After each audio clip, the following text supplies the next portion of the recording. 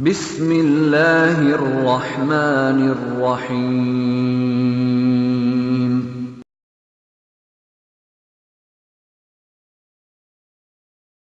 الرحيم الحمد لله رب العالمين الثناء لله والصلاة والسلام على رسول الله صلى الله عليه وسلم إن شاء الله تعالى كسر دوادا درسيني سياسة إسلامك عشركي شناد أو دبا الصعدة عشركي أفراد دبا الصعدة أو كهذا الدستورك عشركي أفراد أما قيمة أفراد وحن كسرت المعنى أو سكوا ونقصوا هذا اللي dastuurka taariikhdiisa kooban meelaha ka soo unkama iyo asalkiisa iyo waxyaabahaas waxaan ka soo hadalno kale qeexitaankiisa iyo qaabka uu yahay kadibna ujeedada dastuur loo samaysan karo iyo baahida keeni karta waxaan kaloo ku soo gabagabeynay qaybaha ugu qaybsamo iyo inuu laga maarmaan tahay ummadda dastuur samaysanaysa inuu iyada ka yimaado rabitaankeega iyo muxuu ahaa doonitaankeega uu ka yimaado una salka ku hayo baahi iyadu ay qabto una salka ku haynin baahi ay dad kala qabaan darsiga shanaad waxaan iyada ku eegaynaa oo runtii dood soo noqnoqota oo taagan ah mar alla markii dastuur la soo qaado oo la soo hadal qaado waxaa marar badan aad maqlaysaa oo soo noqnoqonaya anagu dastuur waaban haysanaa oo kitaabka ilaahay subxaanahu wa tacaala ayaa dastuur noo ah dastuurba uma baahnin marka maxaaba dastuurna lagu keenay waa dhaqan gaalo iyo waa shaqo gaalo shaqo muslim maaha arrimahaas inta badan soo noqnoqdo dadkan muranka dhex dhaliya su-aasha markaa waxay tahay dadka muslimiinta ah iyagoo kitaabkoogii qur-aanka haysta dastuur ma samaysan karaan oo ma yeelan karaan su-aasha labaad u baahan in laga jawaabo waxa weeyaan shareecada islaamka ilaahay subxaanahu wa tacaala inagu adoonsaday inaan ku dhaqanno qaabkeen ugu dhaqmayna marar fara badan dadku iskuma diidana in shareecada lagu dhaqmo laakiin dooda iyo marku wuxuu ka yimaadaa qaabkeen shareecada ugu dhaqmaynaba yaan inta badan laisla meel dhigin oo nimba dhinac ula jihaystaa nimba dhinac ula ordaa haddaan gadaal dib u laabanno nebigu sala allahu calayhi wasalam markii uu madiine yimiday waxyaabaha uu sameeyey waxaa ka mid ah isagoo nebiya oo xagga ilaahay laga hagayo oo qur-aanka waxyigana uu soo degayo waxa uu sameeyey waxay mataqaanaa loogu magac daray miithaaqu lmadiina heshiiskii mataqaanaa madiina marka madiina waxaa ku noolaa dad kala duwan oo muslimiin leh muxuu ahaa yuhuud leh maya kuwo kaloo caraba mataqaanaa muxuu ahaa aan musliminba ahayn nebigu markaa wuxuu u qoray waxay ku wada noolaan karaan oo dantooda guda ku wada xidhan tahay sababto waxay ku nool yihiin dhul bay ku nool yihiin ama mandiqay ku nool yihiin waxa ka dhacayo uu wada saameynayo dhammaantood muslimka iyo gaalka oo saameynayo ciddi ku dhex nool markaa nebigu wuxuu u sameeyey qaab loo ilaaliyo nidaamka guud iyo hanaanka guud haddana tafaasiisheedii 1 iyo 2 iyo 3 u gali mayno laakiin ujeedadu waxay tahay iyadoo waxay iyo qur-aanka uu socdo haddana nebigu wuxuu u sameeyey arrintaas u sameeyey oo tilmaan u ah dadka muslimiinta ah iyagoo kitaabkooga iyo qur-aankooga haysta waxay samaysan karaan wax kaa hoos yimaada oo heshiis ku ah oo arrimahooda maalmo nololeedka dhacaya ay ku kala maareyn karaan iyagoo mar kasta u celinaya mataqaanaa muxuu ahaa marjica saxda u celinaya kitaabka marka su-aasha kooda hoosta in laga xariiqo waxa weeyaan in alxukmu ila lilah waa sax doodi kama tahay xukunka ilaahay baa iskale sababta kawkaba isaga iskale kawka ilaahay baa leh cidda ku jirta isaga iskale maamulkiisa iyo xukunka isaga iskale wixii uu u soo dejiyey dadku inay ku dhaqmaan oo ay ku rumeeyaan ilaahnimadiisana isaga iskale laakiin kitaabka qur-aanka ah oo ilaahay subxaanahu wa tacaala uu inoo soo dejiyey waxaa marar fara badan meel ku dhac ku ah oo dad baad aad ka maqlaysaa inay u haystaan inuu yahay manual macnigu maxay tahay buug yar oo muxuu ahaa aad ka aagi karto maalin kasta waxay kugu dhacay maalan gaari baad iibsatay gaariga waxaa la socda buug yar manual la socda daaqada sidaa u fur isteerinka halkaa ka fur hadduu jawaal kaa celi hadduu waxbaa la socda saacad baad iibsani waxaa la socda computer baad iibsani wax yaroo kutusaya mataqaana tilmaantaas waxaan si u shaqeeyo ayaa muxuu ahaa ayaa la socda. marka qur-aanka ilaahi subxaana wa tacaala maadaama ugu talagalay ilaahi subxana wa tacaala khalqigiisa oo dhan wakti kasta iyo zaman kasta iyo meel kastoy joogaan laguma xadidin mandiqo iyo meel mucayan, laguma xadidin dad gaara, laguma xadidin. ee ilaahi wuxuu u soo dejiyey inuu noqdo hanuunkii ugu dambeeyey ee bani aadamku ay qabsadaan ilaa iyo intan dhulka dhexalkiisa ilaah subxana wa tacaala la wareegayo oo adduunku uu ka dhammaanayo. marka qofkii rumeeyna waa rumeeyey, kii diidana waa diiday, waa masale kale iyado, lakin ilah saas usoo dejiyey. sidaa awgeed qur-aanka waxaa lagu waxaa ilaah subxana wa tacaala uu ku caddeeyey oo uu ku bayaamiyey saldhigii nolosha, arrimo aasaasiya oo iyagu isbedelaya oo nolosha meeshaad joogtaba kula soconaya, waktigaad joogtaba kula soconaya. sababto isagaa wuxuu og yahay maslaxada addoomihiisa, isagaa og. waana arrin badiihiya oo dood laga keeni kara. sababto waxaad ogahay qalinka ninkii sameeyey dee anigu sida loo sameeya ma aqaan, isagaa uga dambeeya. marka waxa weeye qofkii isku gegeeyey ee sameeyey aqoonteedu leeyahay. marka kownkana ilahi baa abuuray, addoomaha ilahi baa abuuray, marka wuu og yahay maslaxadooda iyo dantooda waxay ku jirto. qur-aanku marka wuxuu ilaahi subxana wa tacaala uu ku caddeeyey oo saldhig uga dhigay arrimo aasaasiya oon iyagu isbedelaynin. marka noloshuna waa wax isbedeli karay, wax isbedelaynin. haddaan tusaale soo qaadano taranka bani aadamka, waxaa lagu saleeyey gur baa lagu saleeyey. waxaana isguursanaya laba jinsi oo kala duwan, wiil iyo gabar baa isguursanaya. sidaasuna kusoo socda taranka bani aadamka, sidaasuna ku soconaya ilaa iyo mataqaana qiyaam saaca. waa mas'ale aan isbedelaynin. saa awgeed ilaah subxana wa tacaala waxa uu ka dejiyey oo qur-aankuna uu ka warramay arrimo cad. wixii arrintaa dhaawac gaarsiinayana waxa la yidhi ka jooga, baa la naga reebay. haddii marka la rabo in jidkaa laga leexdo, macnaheedu waxay tahay noloshii bani aadamka ayaa jar laga tuuraya. muslim iyo gaalkiisaba jar baa laga tuuraya. marka arrimo caynkaasaa jira oo iyagu aan isbedelaynin. waxaa kaloo iyadna jira arrimo tiro badan oo isbedelaya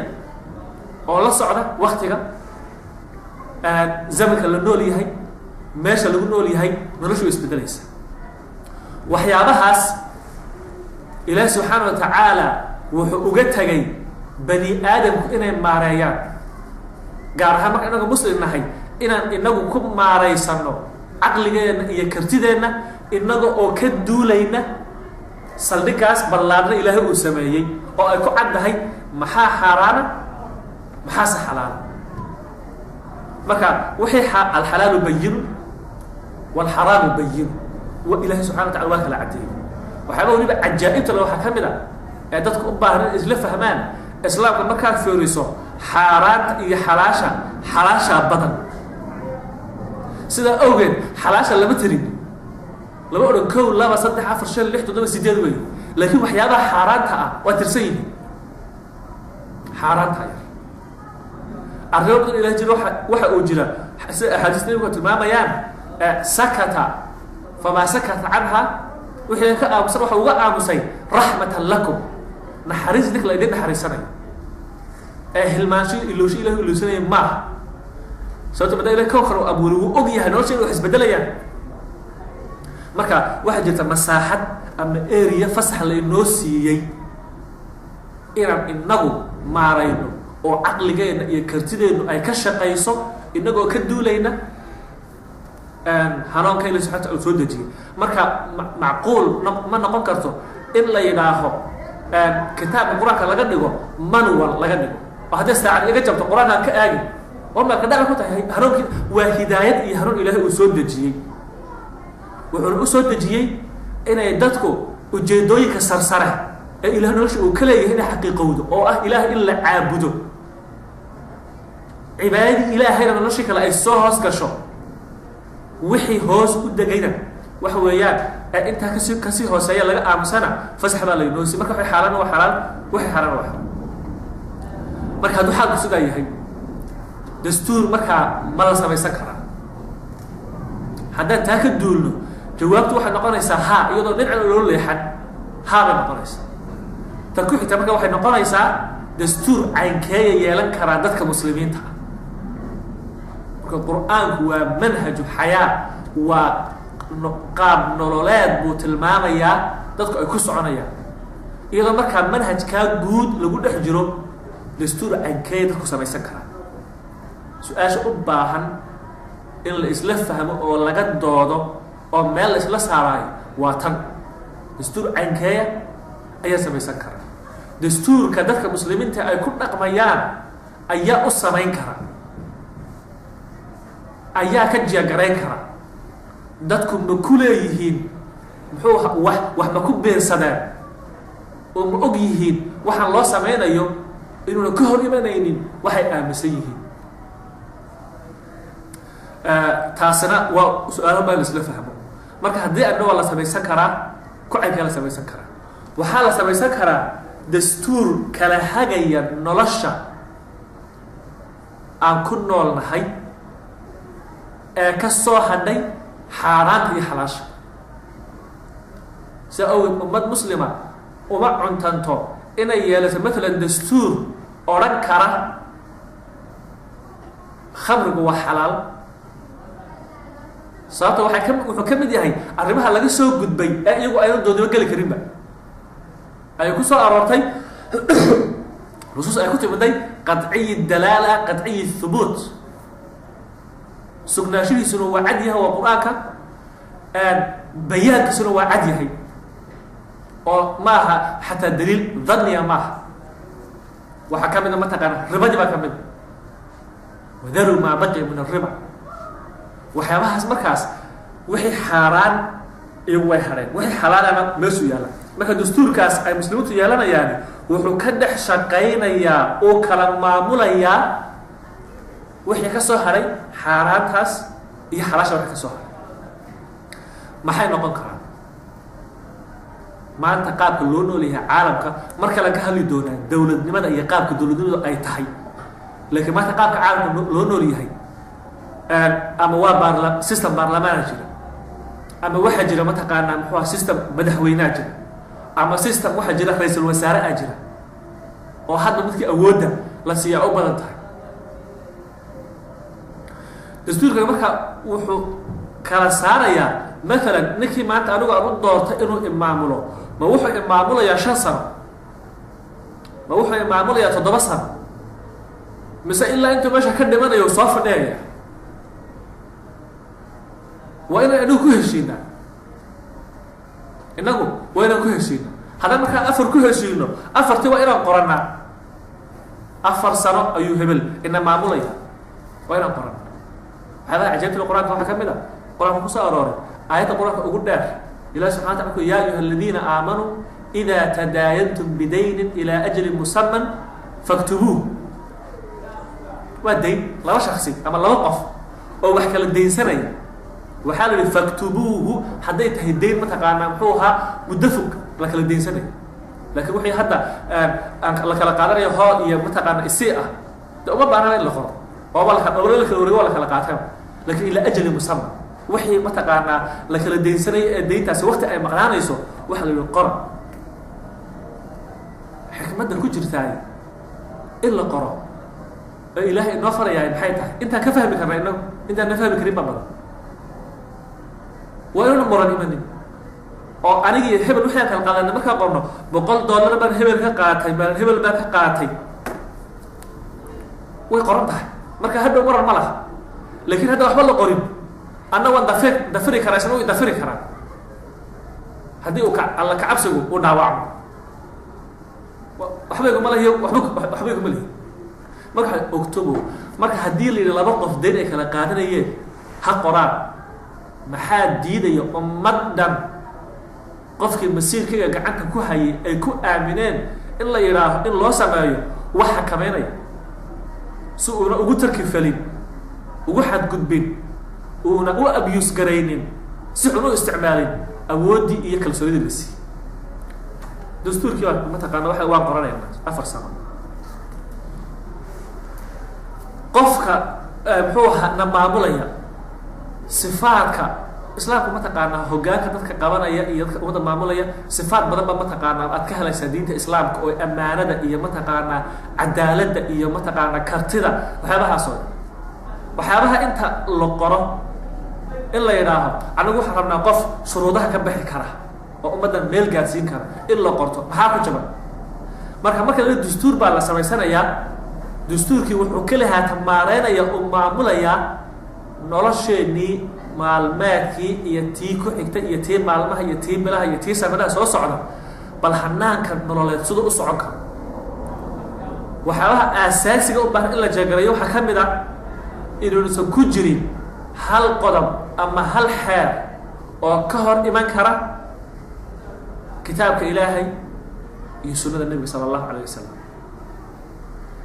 kal dastuurka dadku ay samaysanayaanna waa inuu saldhig u yahay ay labada saldhig u yihiin sababto waa labada dadku ay muslimiintu aaminsan yihiin ay ku qanacsan yihiin waxaa kaloo dastuurkii baahidiisa xadidaysa maalan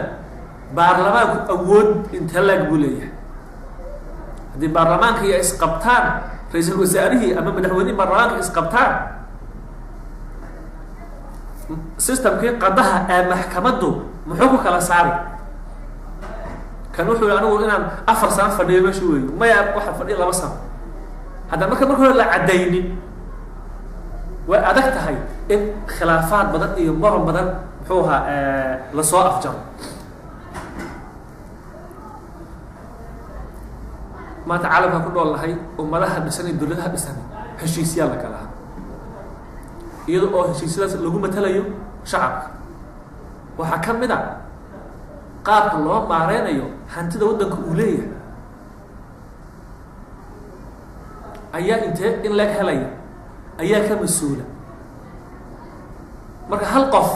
suuragal ma tahay inuu ku tarkifalo oo uu ku tasarufo hanti ka dhaxaysa 15 milyan waa in la helaa system xakameynaya o maareynayo kuma ayaa ku hadli kara ummadda magaceega oo u saxiixi kara heshiis hebel ilaa waxaa dadka iskale dadku marka wayna og yihiin waxaan inay igu leeyihiin qofkan uu wakiil uga yahay laakiin qofkan uu leeyahay marka qofka waxay xakameynayaan marka tusaalayaashaas ka mid noloshii caadiga ka mid tusaale ahaan waxyaabaha cajaa'ibta aad maqlayso marka dastuur la soo qaado dadka qaarkiis sas ay muujinayaan oo ah muxuu ahaa ay ku celcelinayaan qur'aankaa noo dastuura jidkaasaad maraysaa jidkii gawaari baa maraysa waxa weeyaan jidkii ma bidix baa gaariga laga mari mise midig baa laga mari ma waxa weeyaan traafileedka kalarkee joogsa ah kee mataqaanaa waa dadkani waxyaabo fara badan oo la inoo fasaxay oo inaan inagu ku heshiino oo caqligeenu ka shaqeeya ayaa badan marka arrimaha inaan u samaysano qorano wax inoo maariyo inoo dastuurka waaba intaa waa heshiis wax weyn maahaba waa inaan qorano heshiis ah waa jidka bidix baa laga maraa iyo midig baa laga maraa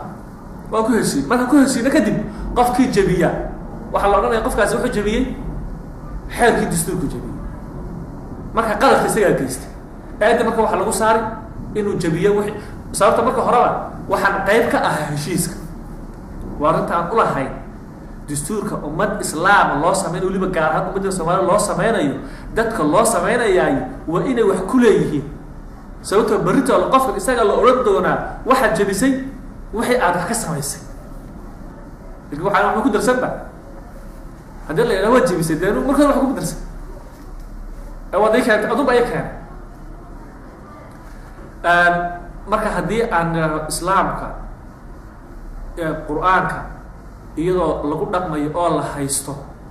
dastuur in la samaysto ma ka hor imanaysaa maya baan nidhi dastuurku erida uu ka shaqeynayo waan tilmaanay oo wixii aan xalaal la gelin muxuu ahaa xaaraan la gelin taas marka waxay nagu caawinaysaa oy kalsooni noo siinaysaa markaan dastuur haysano kala xadidaya awoodaha dowladda ay leedahay inaan aamini karno qofka aan u dhiibanayno maamulka sababto waxaan ogahay oo qofkii muwaadinku uu ogaanayaa qofkan haddii uu ka leexdo wixii aan ku heshiinay inaan ka qaadi kara xilka. marka xataa waxyaabaha qaarkood ee u baahan in aad loo diraasay waxa ka mid ah marka qaarkood waxyaaba aalad ah yani waxyaaba mataqaanaa technical oo xataa diin shaqo ku lahayn haddii diinta mataqaanaa la geliyo oo dood diimeed la geliyo dee weliga lagama baxay. marka guud ahaan qaabkaas weeye dastuurka ay samaysanayaan ummad islaamiya waa inuu meelahaas ku wareega. haddaan wax yar taabano dadka u sameynay ummaduhu horta markay caafimaad qabaan xaalad caafimaad qab ku jiraan dadkao dhan baa ka wada qayb gali kara. soomaalida hadda xaalad caafimaad kuma jirto, xaalad xanuun bay ku jirtaa. dad jiran baa naho mataqaana waxa weeyaan oo xanuun qabo laakiin dawadiisi mataqaana weli aanaan muxuu ahaa meel saarin oo xataa ka waxdiidani ay adag tahay ama aad ka shakinayso inuu ku diidan yahay danta ummadda iyo dalka. oo marka qaarkood markaad fiiriso aada odhanayso wallahi qofka malaha isagu baa wax waaye wuxuu diidan yahay ama jifadiisi baa hubeynay. xeer waxaan gaarnay mataqaana waxa weeyaan ay doodeenu kusoo ururtaba aniga iyo muxuu ahaa inta igu xeerani haddaanan waxan muxuu ahaa waxna laga siin ama aan anigu inta badan helin de waxba socon maayo. marka xaaladaas lama odhan karo waa xaalad caafimaad, waa xaalad jiro wey. ilahayna waxaan ka baryana inay naga saaro wakti dhow oo xanuunkeenu uu soo muddadiisu soo koobato sababtoo daba dheeraatay oon caafimaad u gudubin. xaaladaha marka xanuunka oo kale ummaduhu siyaabo kala duwan uga bixi karaan. waxaan xalay warka ku arkayay hadda Greek oo kale mushkilad baa ka taagan dawlad in la sameeyo. sababta waxa weeyaan dawladdii la sameeyayba waxa weeye dadkii dhaqaale xumada timaday iyo dadkii mataqaana in hantidii la haystay la tashiilo dadkiiba waxay dareemaan ciriiri. marka waa lagu kacay dawladdii waa dhacday doorasho la qabtay muxuu ahaa isbuuci dhaweed xisbigii ku guulaystay maadaama uuna helin aqlabiyad dawlad muxuu ahaa isbaahaysiga samee la yidhi waa samee oo ku guulaysan kari waayo. sababta waxaan heshiis lagu ahay qaabka dawladda loo sameynayo iyo siyaasadaha tashiilka xoolaha la tashiilaya ee lama waa lagu heshiin waayo. ninkii waa celiyey mataqaanaa muxuu ahaa kalifaadii lagu kalifay inuu soo dhiso dawladda waa celiyo wuxuu ku celiyay madaxweynihii. maanta oo axada madaxweyne wuxuu la kulmayay xisbiyada waddanka bal inuu kala hadlo sidii loo maarayn lahaa ama loo heli lahaa in la abuuro muxuu ahaa crisis government. dawladda xaaladdan mataqaanaa aan caadiga ahayn in dawlad la sameeyo dadka ka gudbisa. inagu marka hadda xaalad aan ku jirnaay deetooda lama barbardhigi karaba laakiin tusaale waxaan usoo qaadnay yani ummaduhu markay xaalad adag galaan way isku yimaadaanoo waxa la fiiriyaa dadka u ehelka ah. hadda marka Soomaaliya hada dastuurka loo sameynayo waxaa la yidhi waxaa ansixinaya odayda dhaqanka ansixinaya qof baa ansixinaya. waqtiga waxaas la yidhi waa lagu sameynayaa waxa weeyaan waa muddooyin kooban. qof kastoo Soomaaliya wuxuu jecel yahay waddanku inuu dhibta ka baxo. qof kastoo Soomaaliya meel uu joogana inuu nolol fiican ku noolaado qof kasta mataqaanaa jecel waana sida aan rajeynay. laakiin xaaladahan oo kale waxay u baahnayd maanta alxamdulillah Soomaaliya waxa laga yaabaa caalamka maadaama ay ku baahaneen meel tageen waxaa laga helayaa intaas oo qof oo Soomaaliya oo aqoon u leh dastuur wuxuu yahay iyo muxuu ahaa qaabka loo sameyn karo iyo Soomaaliya maxaa anfici kara. dad waxaa la heli karaa aad u tiro badan oo takhasusaad kala duwan ku haysta ama diintii ha ahaato ama qaanuunka ha ahaato ama marka anu waxaas leeyahay waxay kumalaha ku qurux badnaan lahayd in horta intaan la ansixinba dood laga furo ah dad 1,000 qof 500 qof 100 qof 50 qof oo waxaan ku muxuu ahaa khubara la hordhigo waxaana masiirka ummadda loo sameynayaa bal muxuu ahaa hala la faguro kadibna laga dhigo wax babliga. laakiin waxaad moodaa wax kasta mataqaana doon baa saaranaho waa layna wataa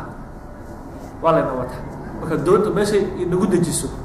oo baan naguna ku degaynaa. marka Ilaahi subxaana wa tacaala bal dhinaca la inoo wata maahina dhinac kale oo ka wanaagsan laga yaaba in muxuu ahaa ku degto. marka dastuurada guud ahaan la samaysan hada Soomaalida waxaan mataqaana u tilmaamayna waxa weeye sababta waa xaalad hadda taagan oo markay socdo oo qola mataqaana ay ka biyadiidan tahay mataqaana dastuurka la samaynayo qola ay ku maqiiqsan tahay rabto mid kasta ayna uu si u diidan yahay nooc laakiin inaga hadafkeena hadda programka waxa weeyaan inuu aan bal iftiimino ama aan ka hadalno dastuur in la samaysto in baahi loo qabo shareecadeena islaamkuna ayna inoo diidaynin haddii uusan ka hor imanaynin waxyaabaha usuusha iyo lafdhabarta u ah marka haddii intaa la isla helo waa la samaysan karaa laakiin waxa weeyaan maadaama dadka lagu dhaqaya la rabo inay wax u hoggaansamaan aan dastuurna hore ugu soo qeexnay inuu yahay dadku heshiis ay samaysanayaan waxa adag waxayna dadku qayb ku lahayn oo inay ka qayb qaadanin oon waqti ku filan la siinin inay ka qayb qaataan inay hadhow u hoggaansamaan ay tixgeliyaan way adkaanaysaa hadafka aan uga dan leenahay waa taas iyo mataqaana waxa weeyaan inay dadku bal ka soo baxo waxaan wax qurux badan inuu ka soo baxo oo ummadda gaarsiin kara meesha ay taagan tahay mashaakil ku jirto ka saari kara dadka la rabo inuu hoggaansamaan ay qayb ku leeyihiin mararka qaarkoodna waxaan isleeyahay malaha haddii doodaha la sii ballaarin lahaa oo mataqaanaa la feerin lahaa islaamka iyo dastuur in la samaysto iyo qaabka uu noqonayo inta waxyaaba kale lagu mashquulayo dooda lafdhabarteedu in la abaaro oo meelahaas dadku ay ka doodaan ayaa aad u wanaagsan oo aad u qurux badan marka qaybta labaad kule insha Allah taala waxaan ku soo koobi doonaa oo ahayd inaan gogol dhigayga ama gunteeda ama ubuuceeda aan gaadhno dastuur in la samaysan karo qaabka loo samaysanayo uu yahay mataqaana qaab ummaddu ay wada ogol yihiin uu yahay mid ka soo unkame ama ka yimid rabitaanka ummadda iyo doonitaanka ka yimiday uu yahay mid ummaddu caqaa'ida iyo waxay rumaysan tahay aan ka hor imanaynin uu yahay mid ummadda simaya oo waxa weeyaan xuquuqdeeda iyo waajibaadkeeda ilaalinaya uu yahay mid ummaddu mataqaana waxa weeyaan ay raalli ka tahay lagu hagayo oo lagu hogaaminayo si awgeed waxaad ku arkaysaa xataa wadamada reer galbeedka markii arrimahaas oo kale raba in saa u cusub kale la galo dadka afti baa la geliyaa marka dhulkiisu uu aftida ka qayb qaado codayn waaya waxaan asukuto isaga iska aamuso saasuu raalli kaga yahay laakiin qofkii wax diidanaa wuxuu odhanayaa maya marka inta badan haddii diido de waxa weeyaan waxa weeyaan wixii dadku ogol yihiin maaha waxaan kusoo koobayaa oo iyada lafteeda muhiima mar kale ka hadli doonaa laakiin dooda dastuurka la xiriirdo oo baarlamaanaduna dhinac ka soo galaan innaga dastuurka ay ummad islaam yeelanayso ama ummadda Soomaaliya ay yeelanayso iyo baarlamaankeedu waa sharci ilaalin sharci dejin maaha sharci ilaalin wey waxay ilaalinayaan waxaa lagu heshiiyey inuu la ilaaliyo oo la dhowro hirgalo waxay sharci dejin kali haatan noqon karaan oo sharci u samayn karaan ama xeer u samayn karaan wixii aan ka hor imaan karin muxuu ahaa asalka iyo nusuusta aasaasiga kitaabka qur-aanka iyo sunnada nebiga wixii kale waxa weeyaan iyaga loo daba fadhiisani qur-aanka iyo sunnada loo daba fadhiisani wixii ka soo harayna mataqaana waxa weeyaan dadka ahlul ikhtisaaska ama mataqaana ummadda lafteeda muslimka ee la rabo inay ku dhaqanto waa in laga muxuu ahaa talageliyaa guud ahaan insha Allah taala darsigeennii shanaad oo daba socda darsiga afraad oo dastuurka ka warramayay isaga intaas kaga baxaynaa insha Allah intaan mardan ku kulmi doono barnaamij lamida iyo tabi kale oo mataqaana ka duwan waxaan kaga tagayaa assalamu alaykum wa rahmatullahi wa barakatuh wa shukran